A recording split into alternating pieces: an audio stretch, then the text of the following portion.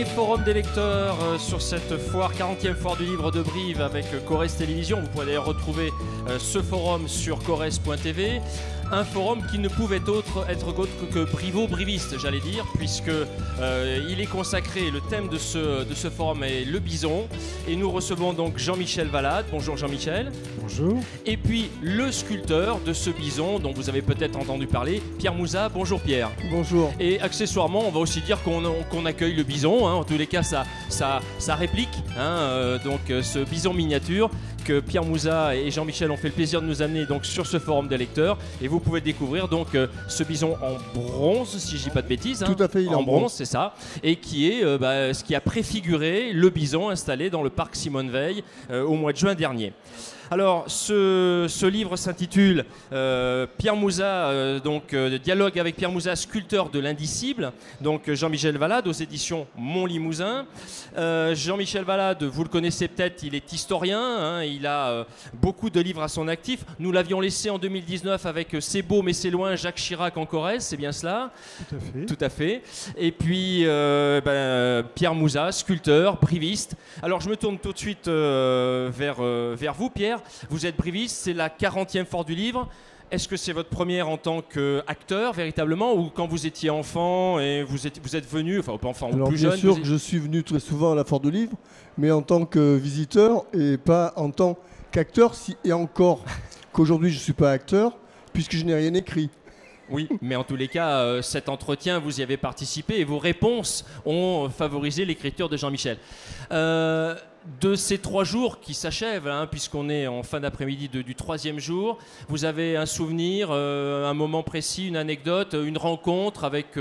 Alors beaucoup de rencontres, oui. Bien entendu. Aussi des rencontres de l'endroit où je suis né, à Chantex, ce qui est toujours très émouvant. C'est-à-dire des gens qui m'ont retrouvé ici, que je n'avais pas vu depuis 50 ans, qui ont été à l'école avec moi.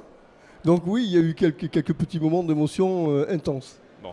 Jean-Michel, pareil, alors vous, je peux vous demander quelle édition de la Foire du Livre, la 12e, la 15e, la 20e Je n'ai pas compté, mais la première année, c'était en 1996. Donc ça doit faire, peut-être, je n'ai pas participé à toutes, mais plus de 20. Bon, et là vous aussi, alors, ou un souvenir particulier de ces Xème éditions, ou cette année, un moment particulier, une rencontre, une anecdote? Ce que j'ai beaucoup apprécié, comme tous les ans, c'est de retrouver des anciens élèves du prestigieux lycée Cabanis, qui ici est représenté par un ancien élève. Oui, j'ai retrouvé bien des anciens élèves, certains dont je me souviens sans aucun problème, soit de par le visage, soit de par le patronyme. Et je le confesse, c'était un élève qui avait 37 ans, son visage ne me disait pas grand-chose, je l'avoue. Alors, je vais vous faire une confidence, je ne suis pas là pour raconter non plus ma foire, mais une élève que j'ai connue en 97 à Ussel, en Haute-Corrèze, Maëva Bigouri, qui a écrit un livre très intéressant sur Renaître après l'inceste, si je ne dis pas de bêtises, je crois que c'est le titre, hein, m'a dit, mais monsieur... Vous êtes Monsieur Boutet, je vous ai reconnu, je vous ai eu en cours en 4e. Voilà, évidemment, je lui ai dit, écoute, je suis désolé, il n'y avait aucune chance que ce soit l'inverse. Bien, allez, on va commencer par la fin du livre, si vous le voulez bien. Et je vais vous lire un petit passage et je vais me tourner vers Pierre ensuite. Jean-Michel est mon ami et je suis conscient de la chance que j'ai d'avoir un grand frère comme lui. Il a été une de ces rencontres qui vous font grandir. Mais au-delà de cette amitié et de ce que je pense être une vraie complicité affective, j'ai une profonde admiration pour l'homme. Un grand frère, Pierre, vous aviez besoin d'un grand frère ou c'est une expression ou c'est vraiment un côté très familial et affectif? C'est un côté très familial et affectif. Et je le dis, je ne sais plus où, mais effectivement, je suis très admiratif de Jean-Michel, qui est un homme posé, réfléchi, alors que moi, je suis plus dans l'émotion et dans la réaction. Et justement, cette admiration, vous l'avez construite à partir de ce qu'il est uniquement ou également par ses écrits, par son passé d'enseignant? Non, depuis très longtemps, on se connaît déjà depuis pas mal de temps. Et vous savez, dans la vie, on a des atomes crochus, plus avec certaines personnes qu'avec d'autres. Et il s'est avéré qu'entre Jean-Michel et moi, il s'est passé quelque chose qui a fait que, voilà, on a eu une affinité, des affinités qui ont fait qu'il y a un lien qui se tisse et qui a fait qu'il est devenu ce qu'il est devenu. Alors justement, Jean-Michel va nous donner justement ce lien, il va nous en parler de ce lien justement. Votre rencontre avec Pierre, comment s'est-elle déroulée, son histoire, et puis vous de votre côté, c'était le petit frère. Alors moi ce que je voudrais dire, c'est que j'ai connu Pierre du temps, du siècle dernier, où il avait les cheveux longs. On le verra peut-être en image tout à l'heure. Donc il était en train de galérer sur le plan artistique, et tout de suite, quand on a sympathisé, on a fraternisé, et je me suis rendu compte que cet homme-là avait une très belle humanité, et cette humanité-là, elle s'exprime, comme je le dis dans l'ouvrage, par son regard. À savoir que quand il a fallu le décrire, je pensais parler des mains du sculpteur, et puis la plume a fait que finalement je suis resté centré sur ce regard qui ne trompe pas, qui traduit toutes les émotions, et ce regard-là, aujourd'hui encore, en quelques circonstances, et notamment dans le cadre de la préparation de cet ouvrage, il a su me toucher, voire me faire pleurer. Et justement, donc la préparation de l'ouvrage et le mot humanité, donc c'est bien celui qui vous lie tous les deux, j'ai bien compris. La préparation de l'ouvrage, Pierre, ça a été aussi avant le questionnement, avant l'entretien, il y a eu c'est une phase préparatoire. Bien sûr, on a longuement parlé ensemble, et au moment où il m'a enregistré, il m'a posé plein de questions. Alors il y avait un exercice qui était très difficile pour moi, c'est jusqu'où je pouvais me livrer, parce qu'il y a de l'intime. Donc bien sûr qu'il faut dévoiler de l'intime, mais jusqu'où? Parce que j'ai une sœur qui a vécu des choses aussi difficiles que moi. Et est-ce que je pouvais en parler? Et jusqu'où je pouvais en parler? Et je suis très heureux parce que ma sœur m'a dit, j'ai eu quelques flashbacks importants, mais je suis très contente de ce livre. Alors on reviendra sur les étapes du livre, mais là je reviens à la fin du livre. On va commencer par le bison, puisque le thème du forum c'est le bison. Donc l'emblème du 126e régiment d'infanterie de Brive, arrivé de Toulouse au début du XXe siècle, si je ne dis pas de bêtises, vous me corrigez Jean-Michel. En souvenir aussi ce bison des soldats blessés, des soldats disparus, il ne faut pas les oublier. Pierre, il y a une vraie commande de la collectivité pour ce bison. Oui, et donc je me devais, quand on voit ma sculpture très écorchée, je me devais de donner à ce bison aussi de la force, car il est censé défendre nos valeurs et les valeurs de la République. Tout comme l'armée française. Tout comme l'armée française, puisque c'est l'emblème de ce régiment. Et donc, j'ai expliqué la façon dont je l'ai positionné, les deux pattes en avant, sur une même ligne, pour bien démontrer qu'il était fort, sûr de sa force, et puis les deux pattes arrière décalées, la queue relevée, envoyant un message fort qu'à n'importe quel moment, il pourrait charger pour défendre son territoire et les siens. On voit en même temps, Pierre, à l'image, justement, l'installation du bison grand format, j'allais dire, celui qui est installé au mois de juin. Et vous nous avez apporté justement donc ce bison miniature, si vous me permettez l'expression, je ne sais pas si c'est le mot qui convient. C'était l'ébauche et c'était la maquette de départ. Voilà. Alors, comment on arrive déjà à ce modèle réduit que dans votre esprit, comment il s'est construit? Vous avez parlé des pattes, de la queue, mais le temps de travail, votre atelier, racontez-nous un tout petit peu pour cette première étape et on parlera ensuite des fonderies. D'accord. Alors, lorsque je fais un animal, quel qu'il soit, ou un personnage, je commence par le squelette, avec du fil de fer, sur lequel je vais venir rapporter du plâtre petit à petit jusqu'à avoir la musculature, la forme générale de ce bison. Et je voudrais citer ici une phrase de mon professeur à l'école Boulle qui disait « Ce n'est pas parce que ça ne se voit pas qu'il ne faut pas le faire, parce que ça se ressentira. » Et effectivement, le squelette ne se voit pas, mais s'il est construit et s'il tient debout, comme on dit, c'est parce que dessous, c'est construit et c'est construit comme il faut. Alors, vous avez sculpté aussi beaucoup d'autres animaux. Je fais une petite digression, on sort du bison, mais j'ai vu dans le livre que des animaux ont toujours... La seule chose, c'est que le style Mouza, c'est un style où les hommes et les animaux sont plutôt maigres, on va dire ça comme ça, donc l'hippopotame, il est proscrit. Bien sûr, je ne peux pas faire un hippopotame. Alors, mes animaux, aussi bien mes animaux que mes personnages, ce qui m'intéresse, c'est le moment où ils sont fragiles. aussi bien les êtres humains que les animaux. Et c'est cette fragilité de la vie, puisque moi, mes personnages, ce que je veux dire par mes personnages, c'est cette vie, elle est d'une fragilité extrême, et je suis bien placé pour savoir. Et la vie est faite de vide et de manque, et ce sont toujours nos manques qui nous construisent, plus que nos pleins.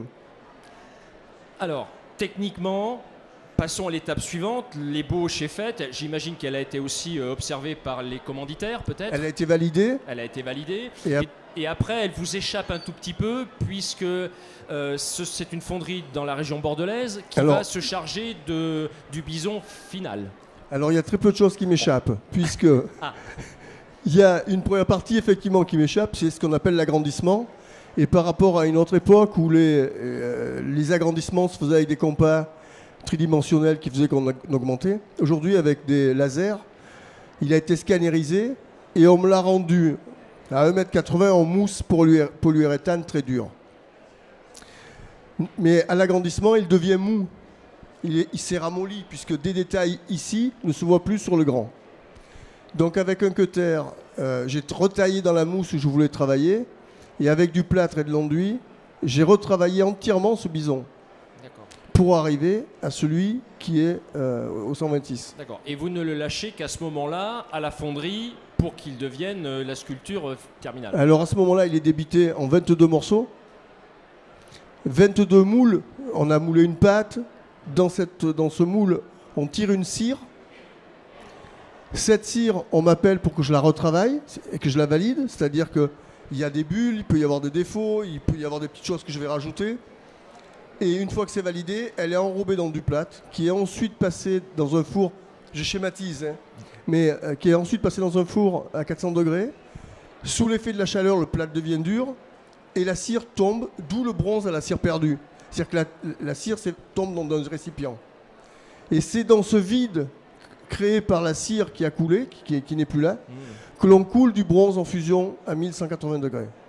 Ensuite, on casse cette coque plâtre et on obtient la pâte en bronze. Et à la fonderie, à un moment donné, il y a 22 morceaux. Ils n'ont pas besoin de moi jusque-là.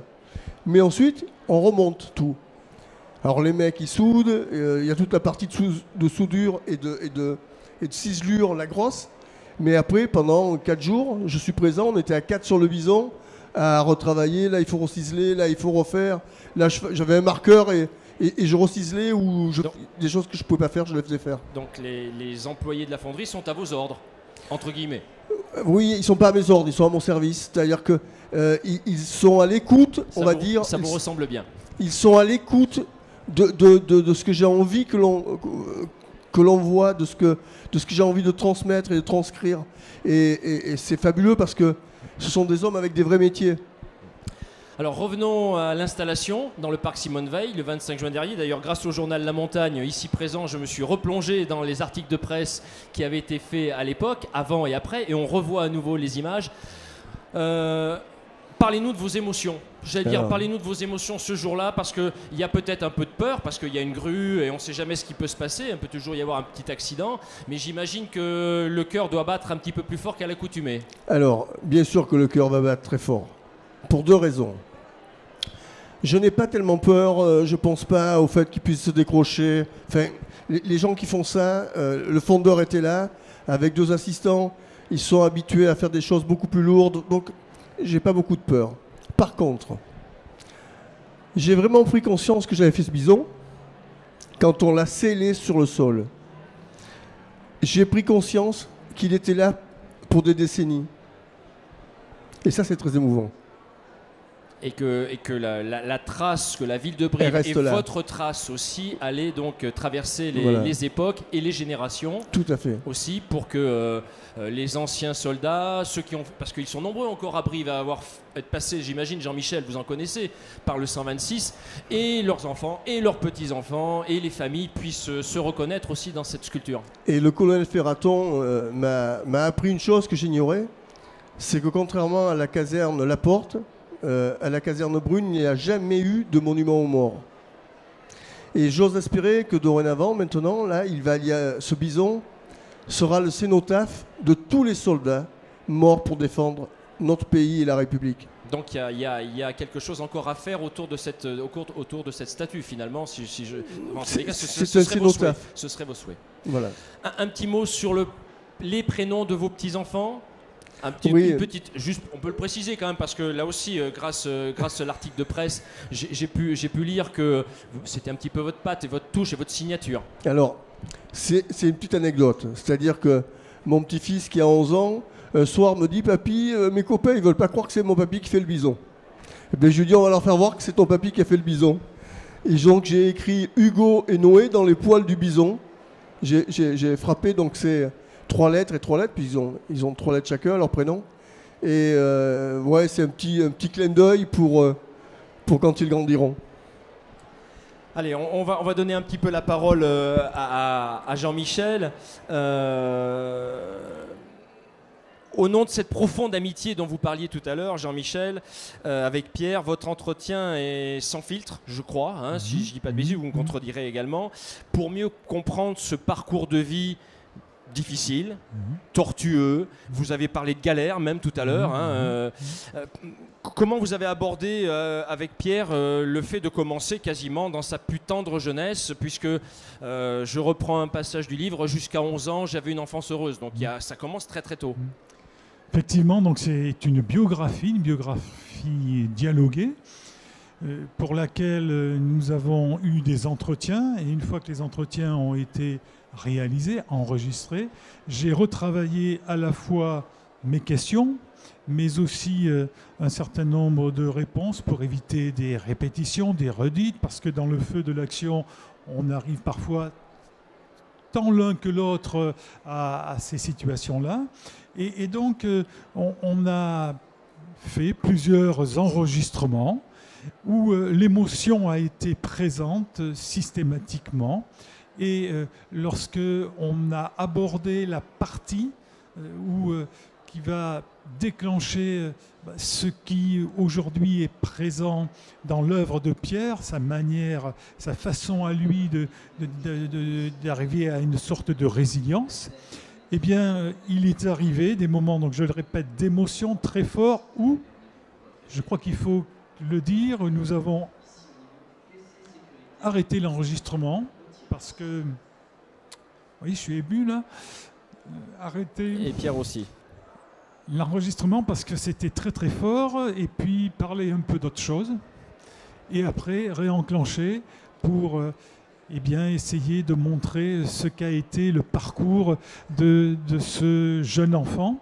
Et je dois avouer que j'ai pris beaucoup de plaisir également à entendre ça et puis à le mettre en forme, parce que somme toute j'ai retrouvé mon enfance. Donc Pierre est un tout petit peu plus jeune que moi, enfin 5 ans c'est beaucoup, il est plus jeune que moi, mais mon enfance qui a été aussi une enfance en milieu rural, je l'ai retrouvée par rapport à ce qu'il a dit.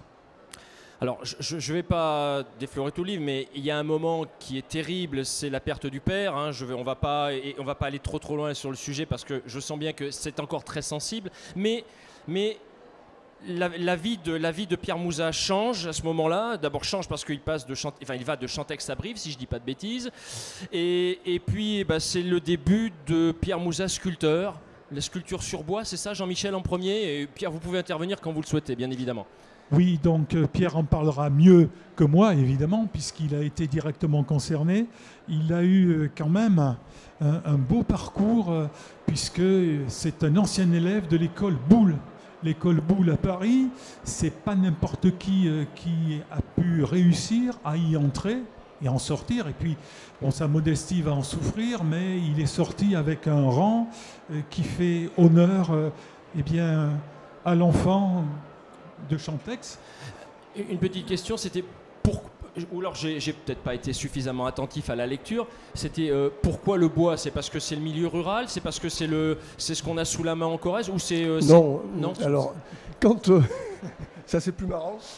Quand, suite à la mort de mon père, en 4e, je fais une année blanche. Je fais n'importe quoi. Vous le dites, oui. Et je fais rien. Et donc, on me vire, entre guillemets. Je fais une troisième parce que les papiers entre Edmond-Perrier et Cabanis se perdent et qu'il n'y a pas d'informatique et qu'ils pensent que je suis toujours en troisième normale alors qu'ils m'ont mis en troisième pratique. Mais je dis rien, donc j'essaie de raccrocher les wagons, mais je ne peux pas raccrocher les wagons en maths, par exemple. Et à la fin de l'année scolaire, je vais être prof de français et on me met à la porte. Donc, ma mère qui est veuve me dit c'est bien, bravo, tu veux faire quoi comme métier? Et je dis coiffeur ou ébéniste. Et elle dit le premier patron d'apprentissage que je trouve sera le bon. Et elle a trouvé un ébéniste qui faisait de la sculpture. Et puis de là, je pars à Loudun dans la Vienne, chez Jean-Loup de la Roche, qui lui m'apprend non seulement le b.a.-ba de ce métier, me prépare au CAP de sculpture sur bois, me prépare au concours d'entrée à l'école Boulle, et surtout me file sa super passion, la passion de la sculpture. Donc entre Loudun et l'école Boulle, ça y est, le Pierre Mouzat est vraiment en train de se fixer. Tout à fait. C'est comme ça que vous l'avez ressenti, Jean-Michel, également? Oui, mais entre la sortie de l'école Boulle et puis les œuvres de Pierre Mouzat, sculpteur reconnu au plan national et désormais international, il s'est passé pas mal de temps avec le doute qui a été là, mais avec la certitude qu'un jour il serait sculpteur, ce qu'il est devenu. Et bon, il va en parler mieux que moi, bien évidemment, mais c'est quelqu'un qui quand même a, pour employer une expression que tout le monde va comprendre, qui a de la suite dans les idées et qui n'a jamais douté de ce qu'il allait devenir sur le plan de la sculpture. Justement. Mais il peut en parler bien mieux que moi, évidemment. Et vous êtes passé par vendeur d'ameublement, si j'ai bien lu aussi, avant vraiment de vous décider, allez, ça y est, les années 90, mais il y a eu ces années 80 un petit peu, dans le doute, vous étiez un peu dans le doute. Parce que je n'ai pas le choix. Alors, comme je vous l'ai dit il y a 2 minutes, j'étais sculpteur sur bois. En 1980, on passe, tous les gens qui avaient un peu d'argent avaient du Louis XV, Louis XIV chez eux ou du Louis XVI. Et comme vous le savez tous, sur le Louis XIV, Louis XV, Louis XVI, il y a un peu de sculpture. À partir des années 90, on est passé sur du Louis-Philippe. Louis-Philippe, sculpture zéro. Donc à Brive, à l'époque, il y avait Riesgo, Leige, il y avait 4-5 sculpteurs à Brive qui existaient et qui sont tous morts. Donc je ne pouvais pas vivre de la sculpture sur bois. Et donc je me suis réorienté. Et comme j'avais un diplôme de décoration, j'ai passé 17 ans dans le groupe Roche-Beaubois, à Brive ou à Paris ou ailleurs, enfin peu importe.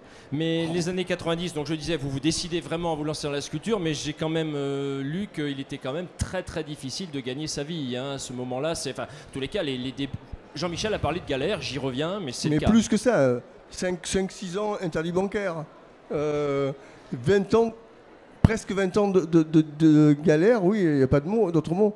Mais chaque fois, parce que ça va être clair, j'ai failli abandonner un peu plus de 400 fois.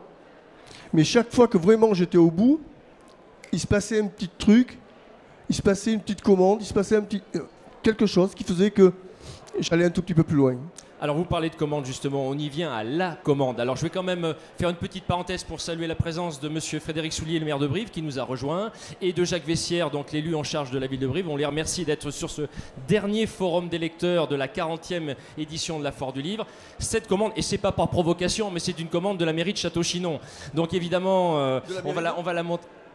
Ah, oui. On va parler de cette commande-là. On va parler de cette commande-là, justement, puisque on suit le fil de votre carrière. Jean-Michel, on va la montrer à l'image, cette commande. Ce buste de François Mitterrand, vous l'avez vraiment, et Pierre nous en parlera bien évidemment, dans votre entretien perçu comme un deuxième, après les épisodes difficiles de l'adolescence, un deuxième tournant majeur.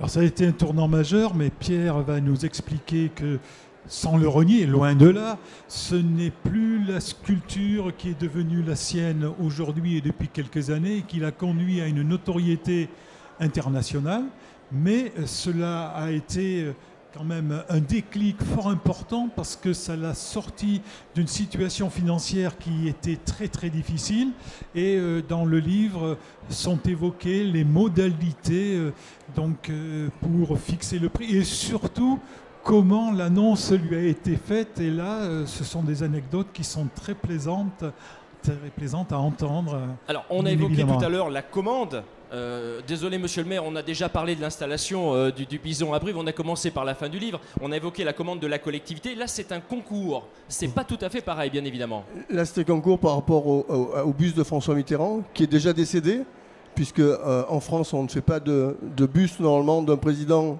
en vie. Et donc, c'est un concours que j'ai gagné et qui m'a permis effectivement de sortir d'une situation financière assez difficile. Jean-Michel, sur ce concours, comment là aussi vous avez ressenti dans votre entretien avec Pierre? C'est ce que j'ai expliqué, ça a été une chance, enfin, c'est le résultat d'un travail, c'est évident, non seulement d'un travail, mais bon, d'aptitude, parce que tu es parti, Pierre, tu m'as expliqué d'une photo, hein, de deux photos, donc profil et de face, et puis débrouille-toi, hein, en d'autres termes, dans le cas des modalités du concours. Et donc ça a été le point de départ du fait que Pierre Musa est devenu un sculpteur qui a acquis une première notoriété qui ensuite a été confirmée par le fait qu'il a exposé des œuvres, mais des œuvres qui n'étaient pas encore en bronze, mais donc en argile, au musée d'Ornans, avec un certain nombre d'artistes que tout le monde connaît, et la cohabitation entre une œuvre de Pierre Musa, sculpteur contemporain, qui démarre dans la vie de la sculpture, et puis des sculptures et aussi des peintures, hein, donc d'artistes réputés au plan national, exposés dans les musées. Ça a quand même été, dans le prolongement de ce buste, hein, de l'inauguration, ça a été une sorte de point de départ, mais le véritable point de départ, et Pierre va en parler, ça sera un tout petit peu plus tard. Oui. Donc bien sûr, ce buste m'apporte une première visibilité. Et effectivement, à Ornans, c'est quand même fabuleux quand on est un jeune artiste. J'expose avec Picasso, Rembrandt, bien sûr, des artistes de... Courbet, bien sûr, parce que c'était au musée Courbet. L'origine du monde. Mais oui, c'était fabuleux. On va faire une petite parenthèse. J'aurais voulu... Parfois l'improvisation ça peut servir, mais j'aurais voulu donner la parole à monsieur le maire qui nous a rejoint, mais je crois qu'il a une conférence de presse de clôture de la foire. Est-ce que vous auriez quelque chose à lui dire, Pierre, justement par rapport à l'installation de ce bison, à la commande de Brive? Il est là. Un mot. Merci. Bah écoutez, c'est clair. Ah oui, c'est pour ça que... Allez-y. On va vous donner un micro, monsieur le maire. Et merci de venir comme ça à l'impro sur ce forum. Oui, pardon, parce que... non, mais je sais que vous avez une conférence de presse. On était avec Rachel Kahn juste avant pour une conférence, et c'est une foire extrêmement riche de cette année. Un mot aussi, merci aussi pour l'œuvre. Comment dire ça a été pour nous une formidable rencontre, et à titre personnel, oui, mais Pierre le sait... on s'est battu pour cette œuvre en bronze, cette œuvre monumentale. Elle fera la fierté des siècles futurs pour Brive et de l'évolution de la ville, tout en gardant avec fierté et vaillance ce que cette sculpture nous amène. Et puis Pierre est un homme formidable, un homme qui a vraiment du talent, et je suis très heureux que ça se réalise ici à Brive. Dernière sculpture, c'était Maréchal Brune. Tout à fait. Il y a 13 ans. 1841. Voilà. Donc, et le monument aux morts, mais ça c'est autre chose. Ça c'est autre chose. 1923, là c'est aussi la vie. Hein. C'est un monument de vie. Et finalement, le 126, c'est Brive, et Brive et le 126 en même temps. Hein. Les deux sont associés, et le bison est au milieu de tout ça finalement. Voilà. Et Pierre, parmi ce concours, a aussi été celui qui est sorti vraiment du lot. Alors, on ne va pas résumer toute notre histoire, qui a été très, très longue, d'ailleurs, dans la procédure des appels d'offres, etc. Et les deux autres offres ou œuvres étaient en fait différentes. Voilà, différentes entre un bison qui ressemblait plus à une vache espagnole un peu malade, et puis l'autre objet qui était plutôt en cortène, alors que je souhaitais le bronze, justement pour affronter les temps, et pour que dans les temps futurs, on soit...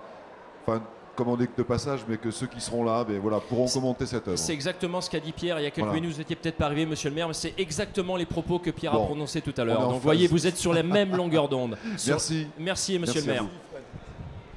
On va continuer notre entretien hein, et tous ensemble sur ce forum de la Foire du Livre. Il y a aussi un autre passage qui m'a semblé très intéressant d'évoquer, c'est d'abord le sous-titre, c'est Sculpteur de l'indicible, justement. Les blessures d'enfance, la rencontre avec la mort, vous êtes mis à sculpter, donc je le disais tout à l'heure, des corps en grand nombre, des vieux, des vieilles, si vous me permettez l'expression, comme vous le dites, une femme handicapée, même dans un caddie intitulé 7 de handicap. Est-ce que vous pouvez nous en parler un tout petit peu plus? Parce que j'ai vraiment senti, là encore, non, Si. je suis au bon endroit. On a un petit sourire parce que depuis j'ai changé le titre, et c'est notre président qui me l'a donné. Le nouveau titre de cette sculpture, c'est « L'abondance, c'est fini ». Complètement, parce que le caddie sera plus jamais plein peut-être. Voilà. Donc voilà le nouveau titre de cette sculpture. Bon. Alors, pourquoi des personnages vieux, décharnés Alors, la grande raison, elle est simple. Je suis un grand prématuré. Et avec mon parcours de vie, mon père, mon frère qui meurt relativement tôt, j'ai peur, enfant, de ne pas vivre vieux. Et si j'ai fait des vieux, c'est peut-être ma thérapie pour me représenter des vieux au cas où je ne deviendrai pas vieux. Et ça revient aussi à cette fragilité qu'est la vie. Et ce qui est très drôle dans ma sculpture, il y a beaucoup de gens qui adorent mes animaux, mais il y a une partie qui est réticente à mes personnages. Parce que je les renvoie à leur propre finitude, leur propre fin. Ce que l'on est, ce que l'on va devenir. Parce que jusqu'à aujourd'hui, on n'a pas inventé autre chose. Si on ne vieillit pas, on meurt. Merci Pierre. Jean-Michel, on va pas tarder à clôturer cet entretien. Un petit mot quand même sur le fait que Pierre s'est mis aussi, par sa popularité et par ses sculptures, à exposer en France, à l'étranger. Comment il vous l'a raconté justement? La modestie, j'imagine, l'empêchera peut-être d'aller plus loin. Donc parlez-nous un petit peu de ce Pierre qui petit à petit prend de la notoriété. Eh bien, moi je voudrais revenir juste un tout petit peu auparavant, c'est-à-dire que le Pierre Mouzat, dont le prénom pour l'état civil est effectivement Pierre, mais que l'on appelait François. François Mouzat est devenu Pierre Mouzat, donc au moment où il a commencé à essayer de vivre de sa sculpture. Et ça s'est passé, tu en parleras, Pierre, peut-être. Donc ça a commencé lorsque tu as été invité à donner des cours à l'IME de Meyssac, où là, tu as appris, tu m'as expliqué. Hein, donc, oui. J'ai pas pu tout retenir, hein, excusez-moi, hein, dans le livre. Où toutes les étapes. A appris, où les enfants autistes t'ont appris le lâcher-prise et à faire véritablement le travail tel que tu le pensais. Donc là, la résilience véritable avec du recul a commencé à ce moment-là. Et puis il y a eu des rencontres qui ont été faites.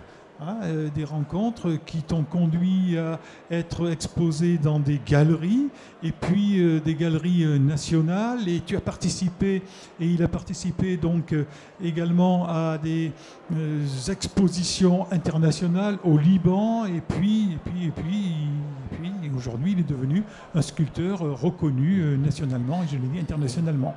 Une question toute simple qui me vient là subitement, Pierre. Votre atelier, est-ce que c'est un secret de dire où il se trouve? Non, pas du tout. 23 rue Commandant Cottenay. Et vous êtes tous les bienvenus. Il s'agit juste de m'appeler et les portes sont ouvertes. Ah ben, j'ai bien fait de poser la question. Bien sûr. Eh ben, écoutez, merci en tous les cas de nous inviter et d'inviter les spectateurs ici de ce forum, ceux qui reverront encore ce forum. J'avais encore une ou deux questions quand même à vous poser parce que il n'y a pas très longtemps, j'ai fait un voyage en Allemagne vers les camps de concentration, et j'ai lu dans une de vos réponses que vous aviez une grande amitié pour un briviste, Roger Gouffaut, un briviste déporté au camp autrichien de Mauthausen, et j'étais d'ailleurs avec sa fille en voyage. Lui portait un projet il portait un projet de mémorial auquel vous participiez aussi, Pierre. Et j'ai senti dans votre réponse que l'abandon de ce projet, pour des raisons politico-cynico, ce que vous voulez, vous avez aussi un peu touché. Et je pense que, alors vous n'aimez pas, je crois, l'expression devoir de mémoire, mais c'est pas grave. Cette mémoire qu'on transmet, parce que le bison, ça sera aussi de la mémoire, ça vous avait beaucoup touché que ce projet de mémorial n'ait pas pu aller à son terme. Alors effectivement, on a été sur un projet de mémorial et il y a eu plusieurs réunions avec Roger Gouffaut. Et quand on connaît Roger Gouffaut et qu'on a eu la chance de le rencontrer et qu'il vous a parlé de sa vie, une vie dure, Roger, c'était un homme fabuleux. Et moi, ce qui m'a gêné, c'est la façon dont il a été traité. Et je me souviens que dans son dernier courrier, il a écrit « Dans les camps, j'ai toujours eu foi en l'homme et j'ai la faiblesse de continuer d'y croire. » Merci. Jean-Michel, vous dire un mot sur Roger Gouffaut et ce projet, parce que il est vrai que il faut se souvenir, c'est indispensable. Et c'est pas parce qu'on est l'un et l'autre prof d'histoire, enfin ancien et moi encore actuel prof d'histoire, qu'on a ce discours. C'est que ça fait partie de notre culture. Voilà, donc moi j'ai eu le privilège, et c'est le terme qui est tout à fait adapté, de connaître et de travailler aux côtés de Roger Gouffaut à l'œuvre de mémoire de la déportation. Donc ça a été un très grand résistant, donc c'est une chose qu'on a ignorée, très grand résistant à Paris, hein, et il a été déporté, comme vous l'avez rappelé, et c'est seulement à la Libération qu'il a fait sa vie à Brive. Et donc c'était un homme dont l'humanité donc ne pouvait que toucher, parce qu'il n'avait aucune animosité envers le peuple allemand. Bien évidemment, vis-à-vis du nazisme, on peut se douter de la manière dont il en parlait. Et surtout, c'était un homme que j'ai appelé, bon, j'ai fait la préface de l'un de ses ouvrages, c'était un homme que j'ai appelé un homme mémoire. Et on y revient parce qu'il a passé la majeure partie de sa vie à combattre donc le fanatisme et donc à témoigner à longueur d'année scolaire dans les établissements. Et cet homme-là, je crois pouvoir dire qu'il m'a marqué. Il a marqué le prof d'histoire, bien évidemment, mais surtout il a marqué le citoyen. Et lorsque j'ai prononcé avec d'autres donc son hommage, un hommage funéraire au cimetière, je dois avouer que l'émotion, elle était présente. Merci Jean-Michel pour votre témoignage également. On va terminer, parce que vous aviez fait une ébauche, hein, je crois, si je ne dis pas de bêtises, une ébauche de sculpture pour ce mémorial, Pierre. J'avais fait une ébauche de sculpture pour ce mémorial qui devait se trouver sur la 89. À l'intersection. L'intersection. Voilà, sur le barreau là-bas. à Saint-Germain-les-Verts. Et, voilà. et qui s'est terminé par un truc en Haute-Corrèze. Oui. Bon.